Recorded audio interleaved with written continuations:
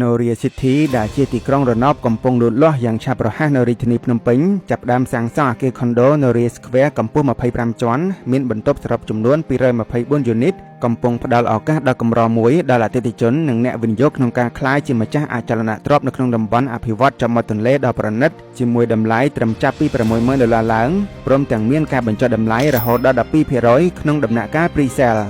មានទីតាំងនៅកណ្ដាលទីក្រុង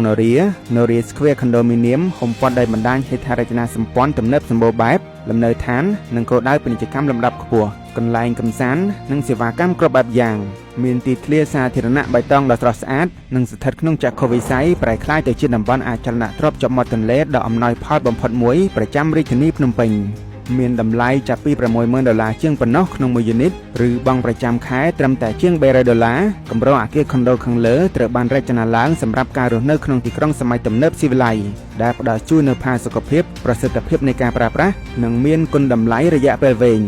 លោកអ្នកអាចជ្រើសរើសប្រភេទខុនដូចំនួន3រួមមានបន្ទប់គេង1បន្ទប់គេង2និងបន្ទប់គេង3តម្រូវតាមស្ថានភាពនិងតម្រូវការជាក់ស្ដែងដែលមិនថាជាសហគ្រិនវ័យក្មេងគូស្នេហ៍ឬអ្នកវិនិយោគនោះទេខុនដូ Noria Square ផ្ដល់ជូនជម្រើសដែលស័ក្តិសមសម្រាប់គោលដៅផ្ទាល់ខ្លួនរបស់លោកអ្នក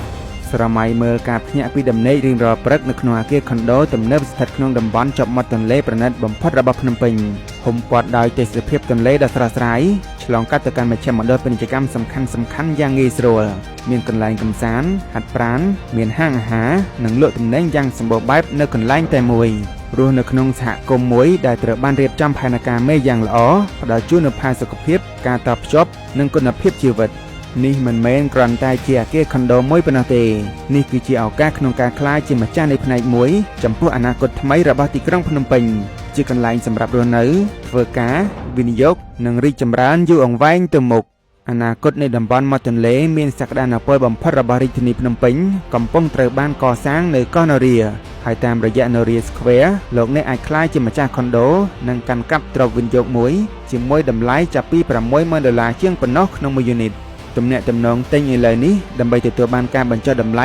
12%ក្នុងដំណាក់កាល Pre-sale ព្រមទាំងការផ្ដល់ជូនពិសេសបន្ថែមនិងកក់ទីតាំងល្អៗមុនគេពីព្រោះថាមានត្រឹមតែ224យូនីតប៉ុណ្ណោះសម្រាប់ព័ត៌មានបន្ថែមសូមទាក់ទងទៅកាន់លេខទូរស័ព្ទមានបង្ហាញខាងក្រោមឬអញ្ជើញទៅកាន់ការិយាល័យលក់ដោយផ្ទាល់នៅទីក្រុង Noria